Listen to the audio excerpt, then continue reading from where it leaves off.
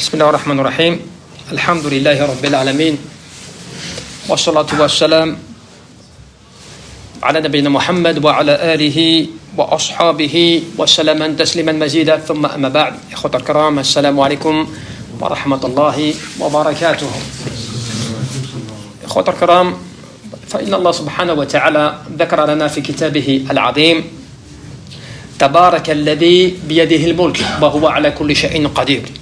Vous savez, Allah subhanahu wa ta'ala nous rappelle dans le Coran, il est celui à qui appartient donc, ou béni soit celui à qui appartient la royauté des cieux et de la terre, et qu'il est celui qui est capable donc en toutes choses, n'est-ce pas? Donc il a la capacité de toutes choses. Il est celui qui a créé les cieux et la terre. الذي هو الذي خلق الموت والحياة ليبلوكم أيكم أحسن عملا والعبرة بالعمل الحسن لا بالعمل الكثير. Vous savez, Allah Jalla fi'ala nous rappelle encore تبارك الذي بيده الملك وهو على كل شيء قدير الذي. Donc il est celui qui a créé quoi? La vie et la mort. Pourquoi? Quel est l'objectif? Et il nous donne la réponse. ليبلوكم أيكم أحسن عملا. Pour voir celui d'entre vous qui allait le mieux agir. Comment est-ce que vous allez vous comporter? Donc Allah Azza wa Jalla nous met à l'épreuve. Il nous dit que al-maut, al-hayt wal-maut, la vie et la mort sont créées, ont été faites pour nous tester. لِيَبْلُوَكُمْ أَيُّكُمْ أَحْسَنُ عَمَلًا. Et vous savez, Fudayl ibn Iyad, ahad min al-ulama, min al-hukama, parmi un de nos érudits savants, il disait, parmi ceux qui nous ont précédés, il disait de ce verset, fait tafsir et dans son commentaire, il disait il disait oui, cela veut dire la sincérité et l'acte juste. Et donc les gens l'ont interrogé, mais que veut dire l'acte juste et sincère? Et il répond إن العمل إذا كان خالصا ولم يكن صوابا لم يقبل وإن العمل إذا كان صوابا ولم يكن خالصا لم يقبل حتى أن يكون خالصا صوابا. الخالص أن يكون لله والصواب أن يكون على سنة رسول الله عليه الصلاة والسلام. Donc il a expliqué cela, mais qui constitue finalement une règle. Vous savez, ce qu'on appelait en fait un asl, un fondement, une règle jurisprudentielle importante. Et il nous dit, cela veut dire, pour ce qui est de l'acte juste, c'est que si tu fais une action, si tu fais une œuvre, tu es sincère, mais que cette œuvre-là n'est pas dans ce que le prophète, alayhi salatu wassalam, c'est-à-dire qu'elle est bonne, elle est sincère, mais elle n'est pas conforme avec ce que le prophète a enseigné, Allah Jalla fi'ala ne l'acceptera pas. Et si tu fais une action qui est conforme, elle est conforme, mais elle n'est pas sincère, Allah subhanahu wa ta'ala, de la même manière, elle ne sera pas acceptée. Il dit jusqu'à temps que tu vas réunir les deux, c'est-à-dire la sincérité et la conformité. Et il disait la sincérité, c'est que ton acte, tu le fais que pour Allah Azza wa Jal. Et la conformité, c'est bien sûr qu'elle soit conforme, la sunna du prophète, alayhi salatu wassalam. Et c'est comme ça qu'Ibn al-Qayyim, rahmatullah alayhi, ce grand savant, il disait quoi? Il disait وَالْعَمَلُ الصَّالِحِ هو الخالي من الرياء والمقيد بالسنة. Il disait donc, comment tu traduis un bon acte, une bonne œuvre, une œuvre qui est acceptée par Allah Azza wa Jalla, comment tu la traduis? Il disait, il faut qu'elle soit dépouillée de toute ostentation. Il faut qu'elle soit dépouillée de toute ostentation et qu'elle soit limitée par la sunna. C'est-à-dire que tu ne fais pas ce que tu veux. Et c'est comme ça que tu comprends, regardez ce verset de l'épreuve. Quand Allah Jalla fi'ala te dit qu'il a créé الذي خلق الموت والحياة ليبلوكم أيكم أحسن عملا. Allah il a dit, j'ai créé la vie et la mort pour vous éprouver et voir celui d'entre vous qui allait donc le mieux agir, le mieux faire, la meilleure œuvre que vous allez faire. Donc comment est-ce qu'on va faire? Si on est éprouvé, comment est-ce qu'on fait pour faire une bonne œuvre? Et bien là maintenant tu as la réponse. Qu'est-ce qu'une bonne œuvre? La bonne action. Al-amal al-salih. ولهذا بالتحقيق بقوله عز وجل فمن كان يرجو لقاء ربه فليعمل عملا صالحا ولا يشرك بعبادة ربه أحدا. Et vous avez un verset qui vient confirmer cela. Donc si on te pose la question, oui mais quelle est la preuve que Allah subhanahu wa ta'ala n'accepte que l'œuvre sincère et conforme? conforme à la sunna, sincère pour Allah et conforme à la sunna. Quelle est la preuve? Eh bien, tu la retrouves dans le verset de Surat Al-Kahf, le verset donc aussi, parmi les versets bien sûr, de la sourate La Caverne. Lorsqu'Allah subhanahu wa ta'ala te dit, celui qui espère rencontrer son Seigneur, eh bien, qu'il fasse des bonnes œuvres et qu'il n'associe rien à son Seigneur. Donc ce verset, qu'est-ce qu'il veut dire? Une bonne œuvre, donc c'est une œuvre conforme, et qui n'associe rien à son Seigneur. Qu'est-ce que cela veut dire? Que je sois sincère pour Allah dans mon adoration. Et c'est comme ça, subhanallah, ad-dunya daru amal, wal-akhirah daru jaza, faman lam ya'mal huna nadima hunak. Ce bas monde, il est fait uniquement pour que tu œuvres, pour que tu agisses, que tu fasses des bonnes actions. Mais ce n'est pas ici-bas que tu vas être jugé. C'est pas dans ce bas monde que l'on va comptabiliser tes œuvres. Ça va être dans l'au-delà. Donc actuellement, tu fais comme tu veux, tu n'es pas jugé. Mais dans l'au-delà, tu ne feras plus rien du tout et tu seras jugé. Voilà la différence. Donc la question qui se pose, pourquoi Allah subhanahu wa ta'ala nous éprouve? Pourquoi dans ce bas monde tu es éprouvé par Allah? Pourquoi Allah il éprouve ses adorateurs? Pourquoi est-ce qu'il les met en test? Pourquoi finalement si tu crois en Allah, si tu es sincère en Allah, pourquoi Allah il ne t'accorde pas une bonne vie? Toute ta vie tu n'as jamais d'épreuve et tu es heureux jusqu'à ta mort. Parce qu'Allah subhanahu wa ta'ala doit faire la différence. Quelle différence? Hamim, ahasiba an-nasu an yutraku an yaqulu amanna wa hum la yuftanun. Est-ce que vous pensiez que vous alliez dire je crois en Allah et que nous n'allions pas vous éprouver? Dans Surat Al-Ankabut, Allah Azza wa Jalla, dans la sourate de l'araignée, il te dit, est-ce que tu penses que tu allais, juste parce que tu allais dire je crois en Allah, j'ai la foi en Allah, Allah il n'allait pas te mettre à l'épreuve, qu'Allah il n'allait pas te tester? Mais pourquoi te tester? Comme ceux qui sont venus avant toi qui ont été testés. Et pourquoi cela? Pour qu'Allah connaisse ceux qui sont sincères de ceux qui sont, eh bien si je puis dire, menteurs. Ceux qui sont pas véridiques dans leur adoration. Comment toi tu arrives à te différencier de celui qui n'est pas sincère? Comment toi tu arrives à te différencier de celui qui n'est pas dans la vérité? Si toi tu n'es pas testé. C'est grâce à l'épreuve wal-ikhtibar min Allah subhanahu wa ta'ala que l'on a, qu'Allah Jalla fi'ala voit. Quand toi tu dis moi je crois en Allah, je suis sincère, j'ai le cœur dévoué, je suis capable de faire plein d'actions pour Allah, mais dès que Allah Azza wa Jalla il t'enlève un peu d'argent, dès que Allah il te donne pas ce que toi tu veux, dès que toi tu n'as pas ce que tu veux, eh bien tu commences à changer, tu diminues, tu fais moins d'actions, tu te plains. Donc tu n'es pas si sincère, puisqu'Allah il te teste. Allah Jalla fi'ala il te met à l'épreuve. Et toi, quand tu es dans le bien, hein, dans l'aisance, et bien toi, tu commences à oublier un peu, tu es content, tu adores Allah Azza wa Jal, tu vois. Mais lorsque tu es dans l'épreuve, et bien qu'est-ce qui se passe? Tu commences à changer un peu. Et c'est pour ça qu'Allah Jalla fi'ala, le professeur t'a enseigné quoi? D'adorer Allah Azza wa Jal avec excellence. A'budallah كأنك تراه فإن لم تكن تراه فإنه يراك. الإحسان في العبادة فأحسن كما أحسن الله إليك.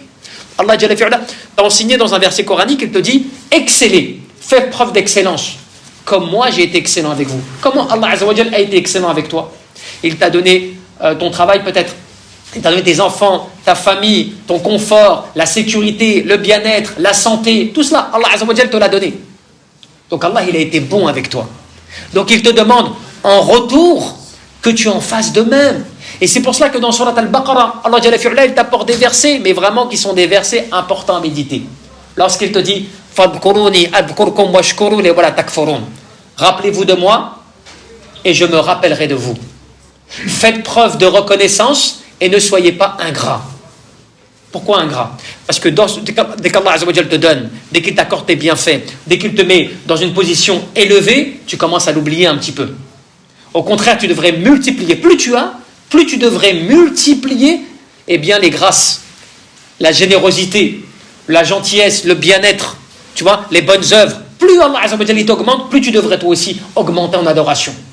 Et dès que tu commences à tomber dans la difficulté, dès que tu commences à tomber dans l'épreuve, eh bien Allah subhanahu wa ta'ala il va venir te secourir. Tu sais pourquoi? Parce que tu es reconnaissant lorsque tu as. Et lorsque tu as moins, Allah c'est lui qui vient te secourir. Subhanallah. C'est pour ça qu'Allah Azza wa Jalla dit Ya ayyuhalladhina amanu sta'inu bis-sabr was-salah. Inna Allah ma'as sabirin. Oh vous les croyants, recherchez la patience à travers la prière. Donc c'est-à-dire le secours d'Allah vient le rechercher à travers la patience et la prière. Ce qui veut dire que lorsque tu pries, tu fais tes 5 prières par jour, lorsque tu es assidu, eh bien quand tu traverses ces actes d'adoration, eh bien tu viens quelque part rechercher le secours auprès d'Allah Azza wa Jal, pour qu'Allah il vienne te secourir, pour qu'Allah il vienne te faciliter. وَنَبْلُوَنَّكُمْ بِشَيْءٍ مِنَ الْخَوْفِ وَالْجُوعِ وَالنَّقْصِ مِنَ الْأَمْوَالِ وَالْأَنْفُسِ وَالثَّمَرَاتِ وَبَشِّرِ الصَّابِرِينَ. Et Allah Azza wa Jal, après il t'annonce une chose qu'on a tendance à oublier.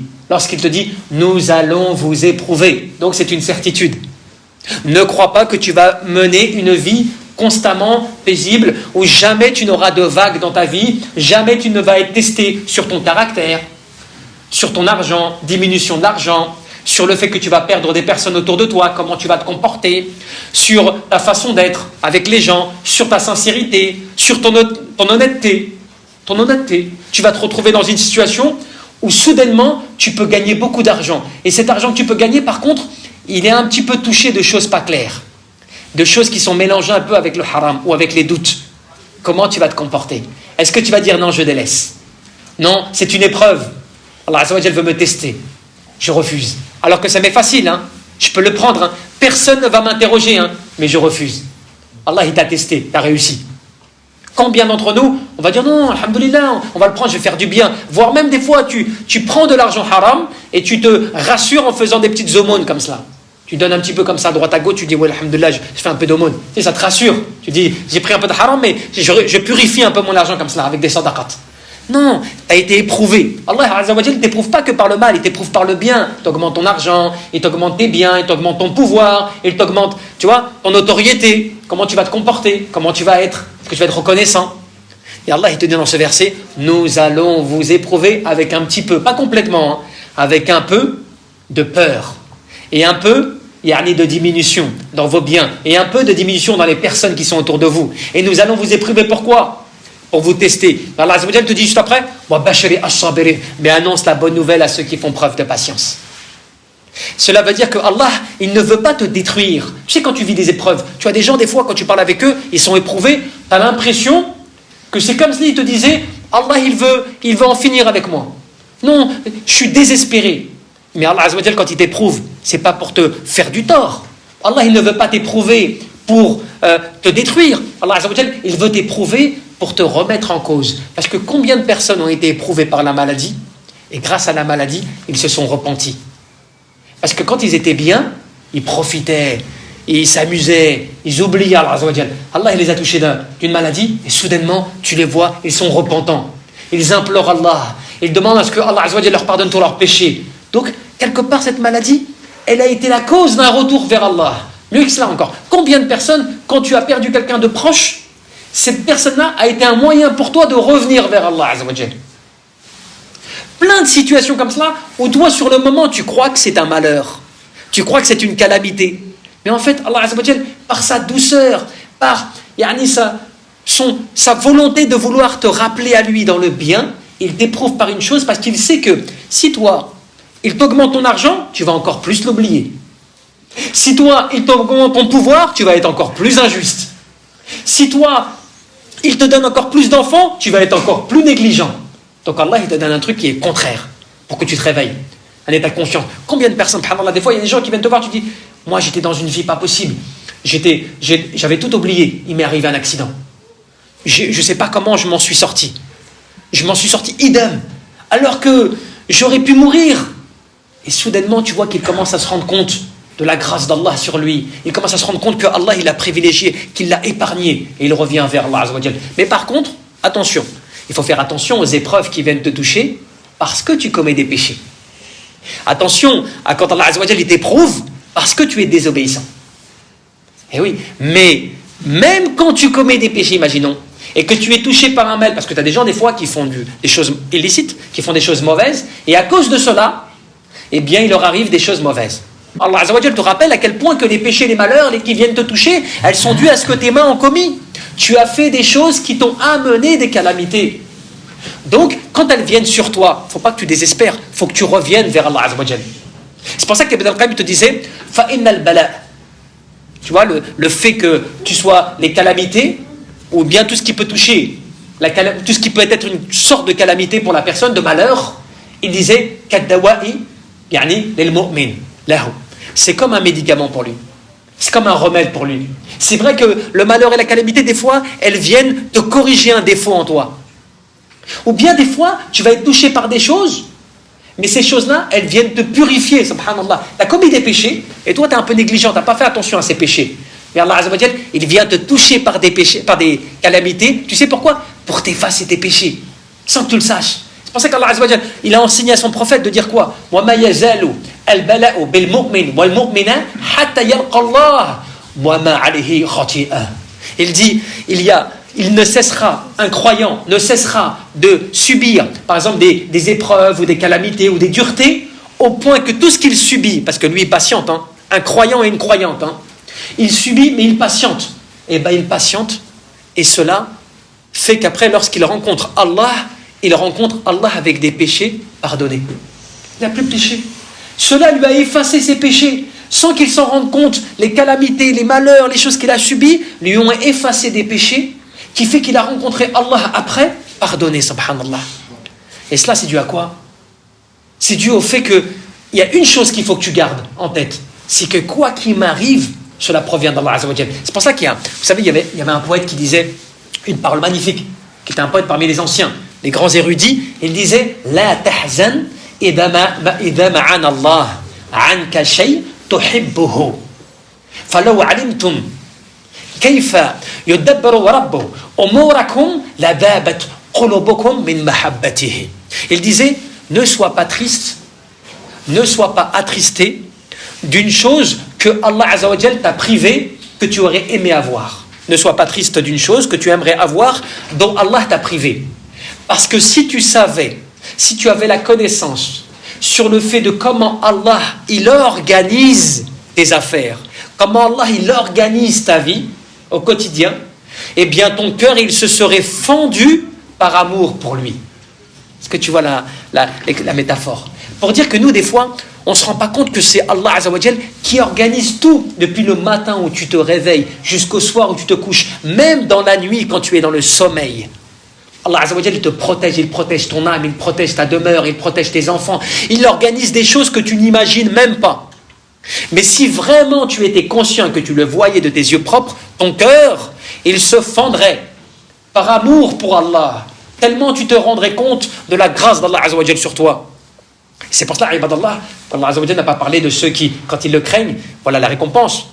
Man khashi'a ar-Rahman bil ghaib. Celui qui craint le tout miséricordieux, celui qui craint Allah Azza wa Jal. Mais qui revient à Allah Azza wa Jal avec un cœur repentant. Ou bien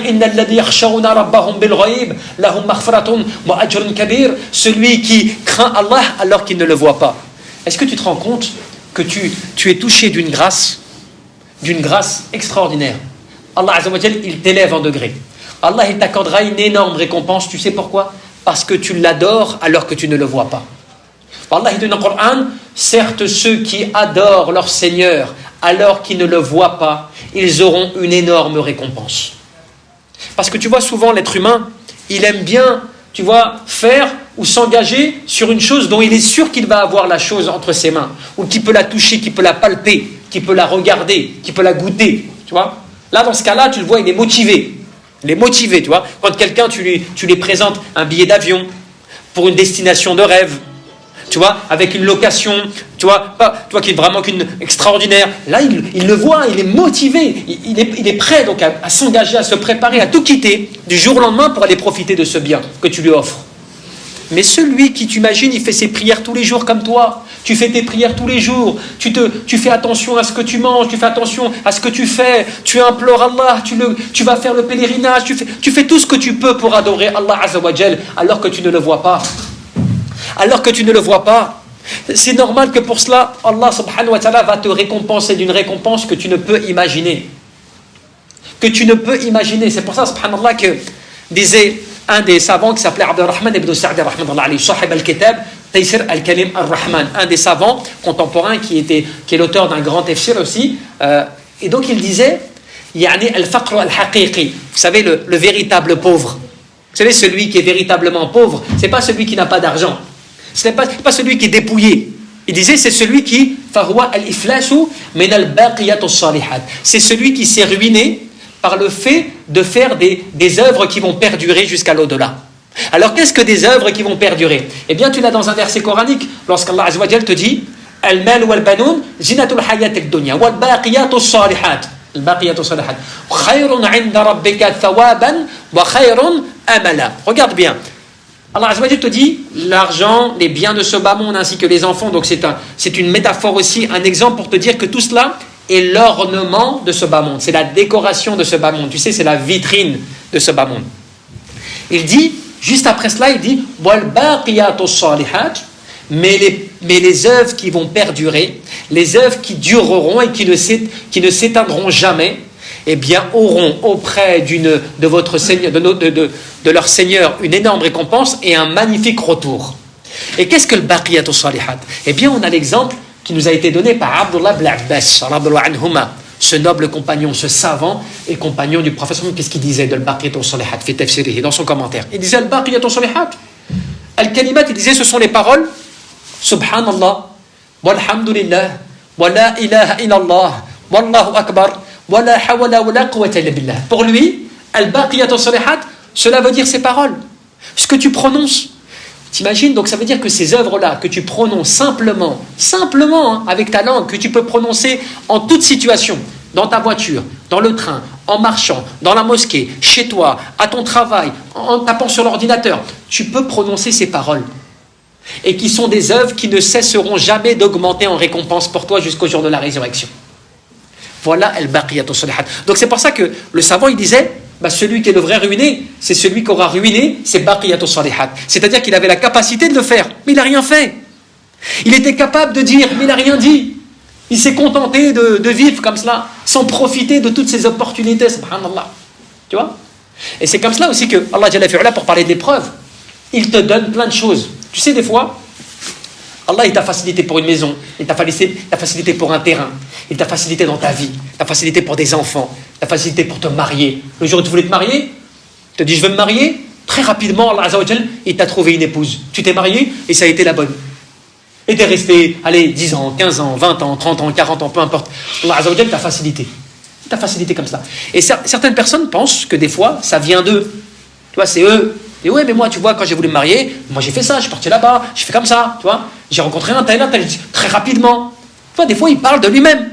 En mon travail, j'ai fait comme ça, j'ai monté ceci, j'ai monté cela.